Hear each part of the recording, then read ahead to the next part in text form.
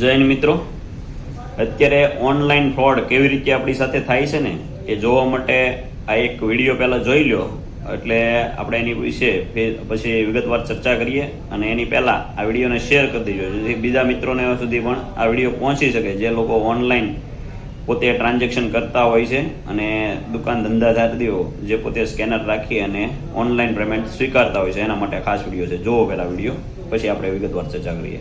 શું નામ તારું? સાવજ રુદ્ર અશોકભાઈ. અશોકભાઈ, કઈ રીતના તું આ લોકોને સ્કેન કરીને ફરમાવતો? આ ફોન પે છે. ચાલુ કર પહેલા ચાલુ કર. હા ફોન પે. હા, સ્કેન કરવાનું, ડાયરેક્ટ સ્કેન નું ખોલવાનું. હા, પછી આ નામ છે, સ્કેન કર્યું.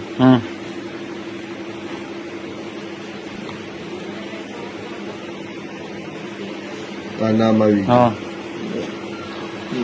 એની અંદર અમાઉન્ટ નાખવાનું. હા, અમાઉન્ટ બેંક નો હોય, ગમે એ પાસવર્ડ નાખવાનો. હા, નવી ગયા. એ રીતના બતાવ્યા. હા, આમાં બતાવે 2000 પણ આવ્યા ન હોય. હા, રેડી. બીજું મોબાઈલ નંબર થી કે નાખવાનો હોય? મોબાઈલ નંબર થી ન હોય. મોબાઈલ નંબર થી નથી. બીજું ઓલા નામથી ટ્રાન્સફર કરતો હોય? નામથી આમાં આવી રીતના આવે, એ નામ નાખવાનું. નામ નહીં, એવું અમાઉન્ટ નાખવાનું. નહીં, ઉપર 50,000 નાખ દે. હજી વધારે દે. 50,000 નહીં, 5 લાખ 50 લાખ કરી નાખ.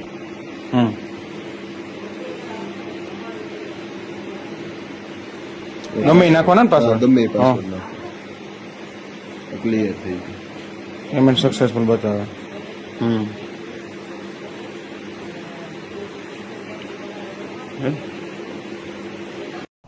તો જોયું મિત્રો, તમે આ એક ફોન પે નામની ખોટી એપ્લિકેશન, જે ફ્રોડ એપ્લિકેશન છે, એના થકુ આવા જેટલા ઠગબાજો છે ને એ એપ્લિકેશન પોતાના ફોનમાં ડાઉનલોડ કરી રાખે અને તમારે ત્યાંથી કોઈ પણ વસ્તુ લે, 5 રૂપિયાની, 10 રૂપિયાની કે 50,000ની, ત્યાં સુધીને 5 લાખ સુધીની, આમાં આપણને જે રીતે પોલીસવાળાએ દેખાડ્યું છે 5 લાખ સુધી ઓન ધ સ્પોટ ટ્રાન્સફર થઈ ગયા, સક્સેસફુલ પેમેન્ટ બતાવી દે.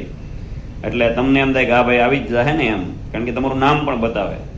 એટલે આવી રીતે આ લોકો તમારી સાથે ઠગાઈ કરતા હોય છે. એટલે હવેથી જે પણ મિત્રો જે પોતાની શોપ ઉપર કે ક્યાંય પણ સ્કેનર રાખે છે, એ જ્યારે પણ ઓનલાઈન પેમેન્ટ થાય ને એટલે પોતે પહેલાં પોતાનો મેસેજ આવી જાય ને પછી જ તે આપવાનો આગ્રહ રાખજો, નહીંતર ક્યાંક ને ક્યાંક તમે પણ એનો ભોગ બની શકો છો.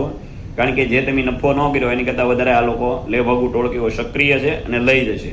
અને આવા પકડાય બહુ ઓછા છે, કોક જ પકડાતા હોય છે, બાકી તો બધું હાલ્યા કરે છે લોલમ લોલ.